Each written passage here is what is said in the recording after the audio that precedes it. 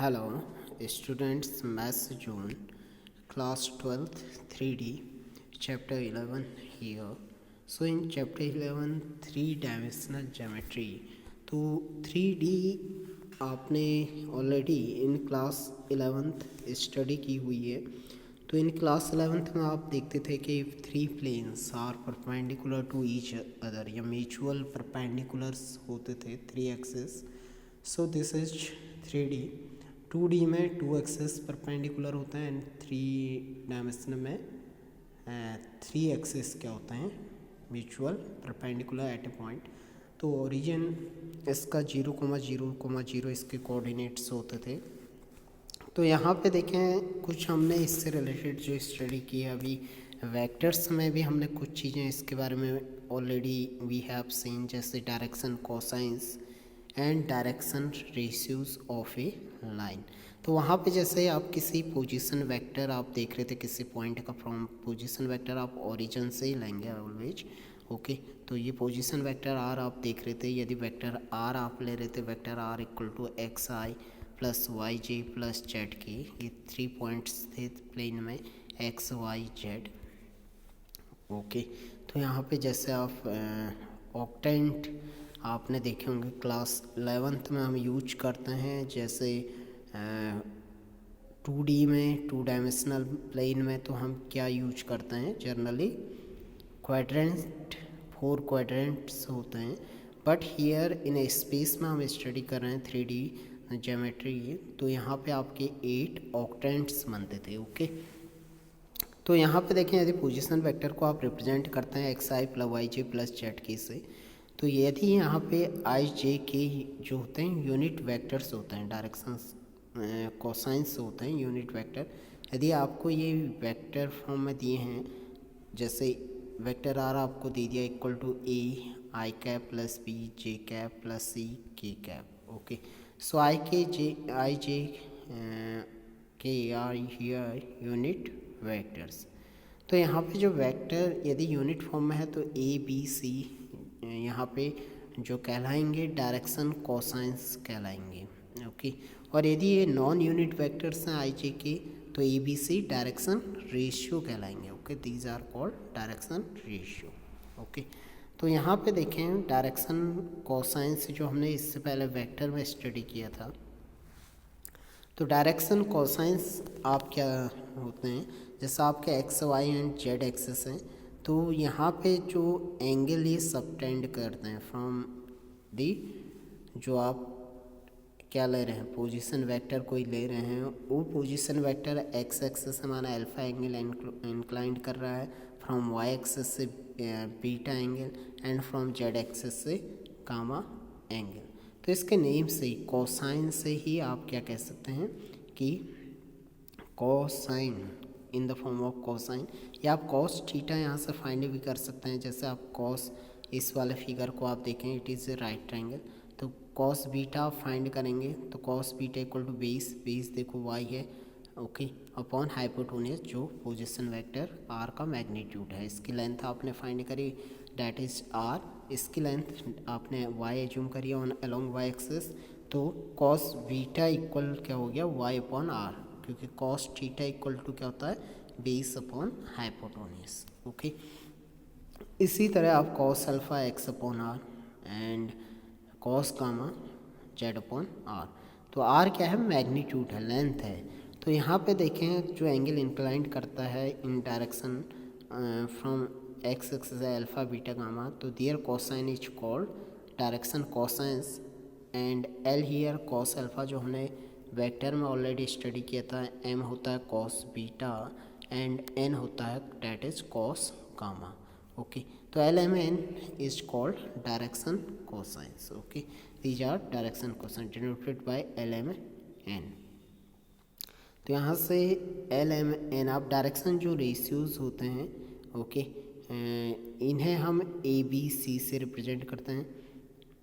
और ए बी सी जो यहाँ पे देखें, any three numbers which are proportional to direction cosine, कोई भी थ्री नंबर्स जो डायरेक्शन कोसाइन के प्रोपोर्शनल होते हैं, आर कॉल्ड डायरेक्शन रेशियोज.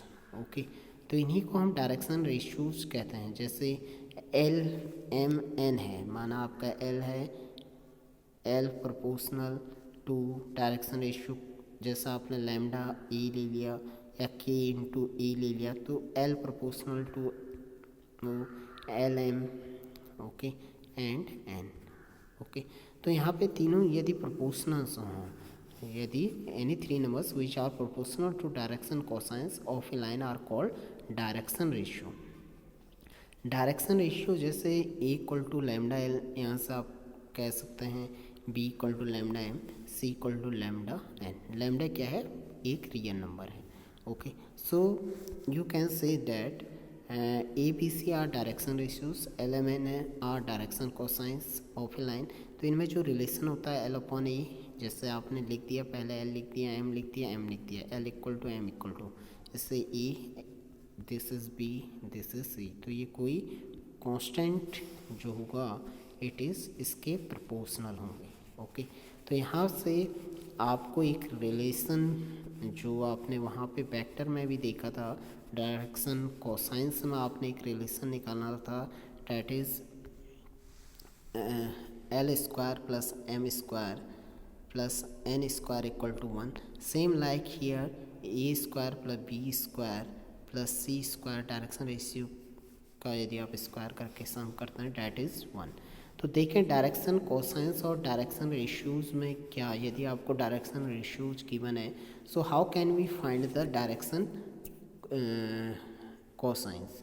तो देखें आप डायरेक्शन रेशियो यदि आपको गिवन है, यहाँ पे आप डायरेक्शन कोसाइन किस तरह से फाइंड कर सकते हैं। जैसे आपको पता है कि डायरेक्शन जो कोसाइंस होते हैं, ओके, दिस इज़, क्योंकि यहाँ पे प्रोपोर्शनल टू डायरेक्शन रेशियो होते हैं, तो यहाँ से जैसे आपने डायरेक्शन रेशियो फाइंड करा तो L equal to A upon magnitude R होता है, ए अपॉन आर। यदि आप फिगर में आप राइट ट्रायंगल में देखें तो L equal to A upon R, क्योंकि कॉस अल्फ़ा जब आप निकाल लेते, ओके, ए अपॉन आर आप था आपका, this is cos alpha, same like cos beta B upon R, cos gamma C upon R, okay. तो आर क्या है? Magnitude, that is magnitude of direction cosines ratio आप निकालेंगे root A square plus B square plus C square. इसी तरह M क्या होगा? B upon root A square plus B square plus C square, N C upon root A square plus B square plus C square. तो ये relation हमने वहाँ पे भी देखा था, L square plus M square plus N square equal to 1, okay. Direction cosine of a line passing through 2 points, यदि 2 point से पास हो रहा है, ओके, जमाना पॉइंट आपके P है एंड Q से पास हो रहा है, P x1 y1 z1 and Q x2 y2 z2। तो यहाँ पे आप डायरेक्शन क्या इस तरह से निकालते थे, वहाँ भी आपने वेक्टर में निकाला था, ओके। तो पी क्यू कैसे निकालेंगे? P Q vector, okay, that is root x2 minus x1 का whole square plus y2 minus y1 का whole square plus z2 minus z1, okay. तो डायरेक्शन रेशियो होते थे x2 माइनस x1, ये direction ratio होते होंगे ए x2 minus x1 y2 minus y1 z2 minus z1, और direction cosines क्या होंगे? x2 माइनस x1 आई, ओके। तो जैसा आप वहाँ पे आप वेक्टर एंड स्केलर फाइंड करते थे, ठीक है। तो स्केलर देखें यहाँ पे डायरेक्शन रेशियोज हैं और वेक्टर्स डायरेक्शन कोसाइंस आपको मिल रहे हैं, ओके। तो this is the main concept of the chapter which we need to know at first in starting. So see related exercise number 1 here 11.1 हम यहाँ पे करेंगे। तो 11.1 क्वेश्चन नंबर फर्स्ट आप देखेंगे, फर्स्ट तो देखें, if line makes angle 90 degree 135 degree 45 degree with the x, y and z axis respectively, find its direction cosines। तो देखें यहाँ पे एंगल्स गिवन है x, y and z axis के अलोंग, तो आपको डायरेक्टली पता है कि 3 एंगल्स आपको गिवन है, अल्फ़ा बीटा एंड गामा। तो एल आपका कॉस अल्फ़ा होता है, M cos beta, N cos gamma along X Y Z axis, okay. तो L equal to cos alpha, देखिए कॉस 90 की वैल्यू 0 हो गई, और एम होता cos beta, this is L, this is M cos beta 135 degree, और cos 135 degree आप cos 90 plus 45 करके भी निकाल सकते हैं, ओके। तो cos 90 प्लस थीटा क्या होता है, minus sine theta minus sine 45 minus 1/√2, या आप इसे फाइंड कर सकते हैं cos 180 minus theta. cos 180 minus theta means cos, इसे आप cos 180 माइनस 45 करके भी फाइंड कर सकते हैं। और cos 180 माइनस थीटा क्या होता है, minus cos theta minus cos 45, this is remain minus 1/√2। इसके बाद देखें थर्ड है एल एम एन, एन होता है cos गामा cos 45 1/√2। तो ये आपके तीनों वैल्यूज एल एम एन की वैल्यू आपने फाइंड कर ली है। एल हो गया 0, M minus 1/√2, N 1/√2। These are the required direction cosine.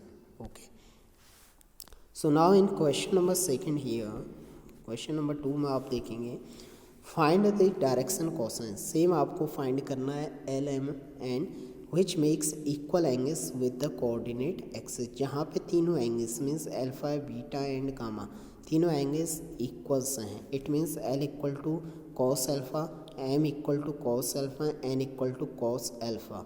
जो अल्फा बीटा गामा है आपने बीटा की प्लेस पे अल्फा सब्स्टिट्यूट किया and in place of gamma we substitute alpha. तो देखें आपके पास रिलेशन होता है L square plus M square plus N square that is equals 1। तो एल की जगह देखिए cos square alpha plus cos square alpha, तीनों की वैल्यू एल एम एन, ये एल है ये एम है, दिस इज एन। ओके, तो यहाँ पे इनकी वैल्यू 1 हो गई। तो 3 times of cos square alpha equal to 1, cos square alpha equal to 1/3, so cos alpha equal to plus minus 1/√3।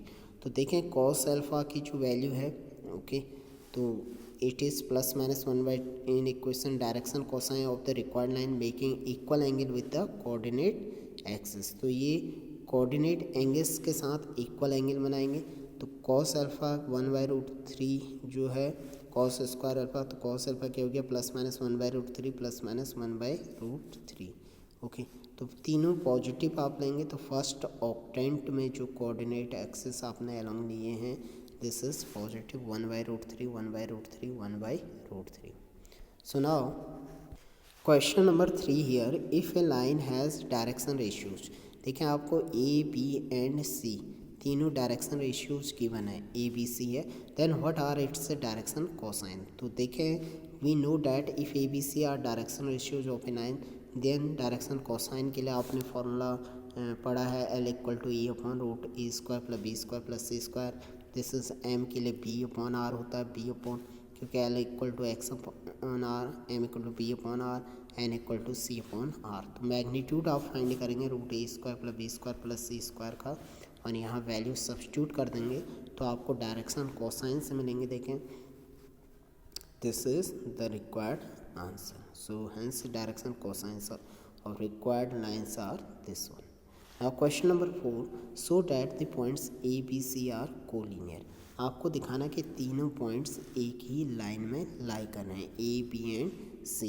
तो किस तरह से आप इनको प्रोपोर्शनल आप शो करेंगे। ओके, तो देखें यहाँ पे डायरेक्शन पहले आप रेशियो फाइंड करेंगे। तो इस क्वेश्चन में यदि आप देखें सो दिस इज क्वेश्चन। तो देखिए students direction ratios of the line joining A and B. पहले आप ए बी सी फाइंड करेंगे। ए होता है x2 minus x1, B y2 minus y1 and C z2 minus z1। तो यहाँ से आपके पास x1 y1 z1 x2 y2 z2 A and B के कोऑर्डिनेट्स गिवन है, तो आपने e1 b1 c1 फाइंड कर लिया।